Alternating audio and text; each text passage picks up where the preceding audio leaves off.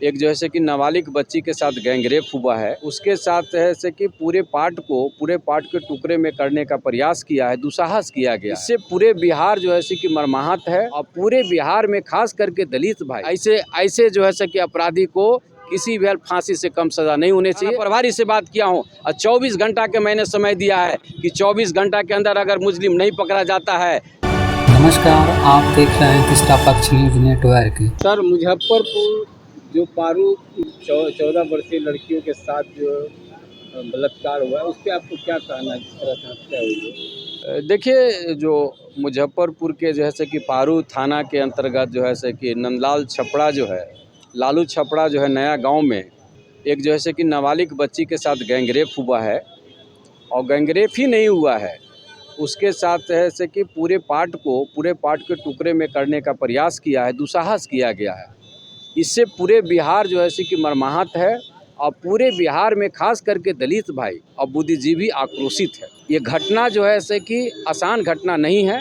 ये घटना जैसे कि 500 बरस पहले की पुनरावृत्ति करता है, जिसमें बताया जाता था कि दलितों को स्तन काट लिया जाता था और बहुत सारे पार्ट को ही किया जाता था। उसी का पुनरावृत्ति करके दुस्साहस करने का काम किया है। इसकी जितना निंदा की जाए वो कम है। और निंदा ही नहीं, ऐसे दुस्साहस करने वाले को अगर कड़ी सज़ा नहीं मिलती है तो फिर एक काला अध्याय शुरू होगा। इसीलिए मैं कहता हूं कि काला अध्याय शुरू हुआ है। ऐसे जो है कि अपराधी को किसी भी फांसी से कम सज़ा नहीं होनी चाहिए, ये मैं मांग करता हूं। इस तरह की घटनाएं खास करके अभी देखा गया है कि काफ़ी मैंने आए दिन दलितों पर इस तरह का जो घटनाएं होते रहती है। आखिर क्या कारण है, इसका क्या रीज़न है जिसके कारण से जो है जो दलित के माताओं बहनों का जो इस तरह के उनके साथ किस तरह का व्यवहार किया जाता है? देखिए, एक चीज़ तो आप सही कहते हैं कि खास करके अगर क्राइम का आंकड़ा देखें तो सबसे ज़्यादा अनुसूचित जाति, अनुसूचित जनजाति के कारण है। उसी के परिवार के साथ होता है। इसमें सत्यता है, मैं इसको मानता भी हूँ और हर लोग मानते भी हैं। तो होने का कारण भी है, कारण के कि हम लोग एकजुट नहीं है। अनुसूचित जाति के लोग जैसे कि बिखरे हुए हैं। क्योंकि जिस तरह से घटना होती है, अगर जुटता के साथ मुंहतोड़ जवाब दिया जाए तो हमें लगता है कि दुस्साहस करने वाले को बार बार सोचना पड़ेगा। ये भी एक क्वेश्चन में समाज के लोगों को करना पड़ेगा। आज जिस तरह से घटना हुई है तो आप समझिए, देखिए देश में दो तरह का व्यवस्थाएं हैं।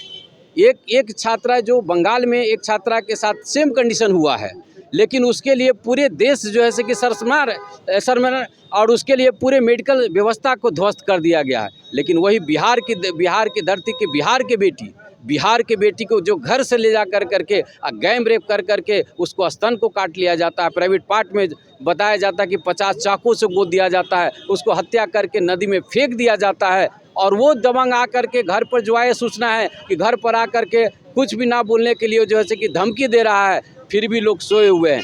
तो ऐसे लोगों को, समाज को भी जागृत होने की ज़रूरत है। अगर समाज जागृत रहेंगे तो निश्चित इस तरह की घटना में बहुत कमी आएगी। मैं ये नहीं कहता कि क्राइम नहीं होगा, लेकिन घटना में कमी आएगी।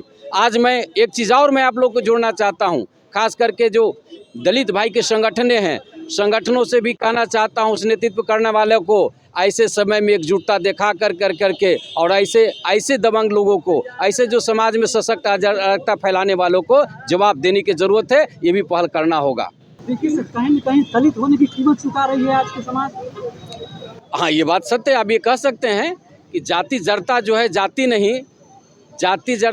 नहीं, और यही कारण है कि क्राइम का कारण होता। अगर और किसी जाति के साथ अगर होता तो इस तरह से आज जो है कि क्राइम करने वाले चैलेंज करके घूमते नहीं। वो कहीं ना कहीं वो भागे छुपे फिरते वो। लेकिन दलित होने के कारण निर्धनता, वो परिवार इतना निर्धन है कि घर में एक जो है कि झुग्गी झोपड़ी में रहती है, वो ताला भी नहीं लगा सकती हैं। ऐसे घर में तो सही आप कह रहे हैं कि उसका कीमत चुकाई हो, परिवार के लोग चुकाया है उसको। लेकिन मैं एक चीज़ और बताना चाहता हूँ। आज मैं एसपी से बात किया हूँ, थाना प्रभारी से बात किया हूँ और 24 घंटा के मैंने समय दिया है कि 24 घंटा के अंदर अगर मुस्लिम नहीं पकड़ा जाता है तो आप समझ लीजिए एसपी साहब कि मुख्यमंत्री का भी घेराव करने में दलित समाज पीछे नहीं होंगे। इसके लिए आप सोच लीजिए कि क्या करना नहीं करना है, क्योंकि ये केस आसान नहीं है। पूरे बिहार की बात है, पूरे बिहार के लोग को जो है आक्रोशित है। इसका जैसे कि इसका अंजाम आप लोग को भी भुगतना होगा। ये मैंने सुबह बात किया।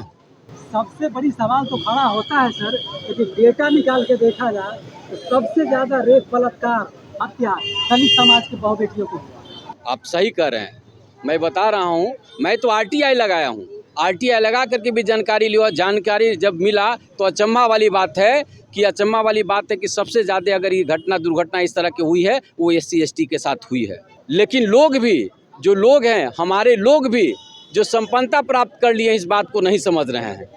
इसको एकजुटता से अगर लड़ाई नहीं लड़ी जाए तो आने वाला दिन और जो है से कि बढ़िया नहीं होगा, खराब होगा। ये घटना एकजुटता होने का एक जो है से कि अवसर प्रदान करता है। इसी लेकर के बेटी का न्याय मिले, उसका परिवार का न्याय मिले और समाज में एक संदेश देने की ज़रूरत है। ये बहुत ज़रूरी है।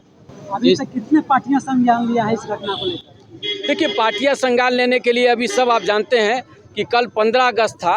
15 अगस्त था, शासन प्रशासन जितना सब लगे हुए थे। अब कल से दिखाई पड़ेगा आपको कि टोटल पार्टियां के लोग उसको परिवार में सांत्वना भी देने पहुंचेंगे और ये पूछेंगे, जितने भी लगे हुए जांच में लगे हुए सबसे पूछ रहे, टेलीफोनिक सब लगे हुए हैं कि कहां तक जांच पड़ताल हो रहा है। और एक चीज़ मैं आपको बता दूं, इस बार जो इस तरह का जो हरकत किया है, जो जैसे कि ये बहसी वाला जो काम किया है, ये बख्शे नहीं जाएंगे। जितने भी लोग होंगे सबको जो है से कि कड़ी से कड़ी सज़ा, फांसी की सज़ा होगी। ये आप लोगों को बताना चाह रहे हैं। तो ये थे दलित समाज के चिंतक अशोक कुमार जी, जो दलित के हितों के बारे में सोचते हैं, दलितों के बारे में समझते हैं, दलितों को लेकर आवाज़ उठाते हैं। अभी मुजफ्फरपुर की घटना पर बोल रहे थे। बहुत बहुत धन्यवाद सर।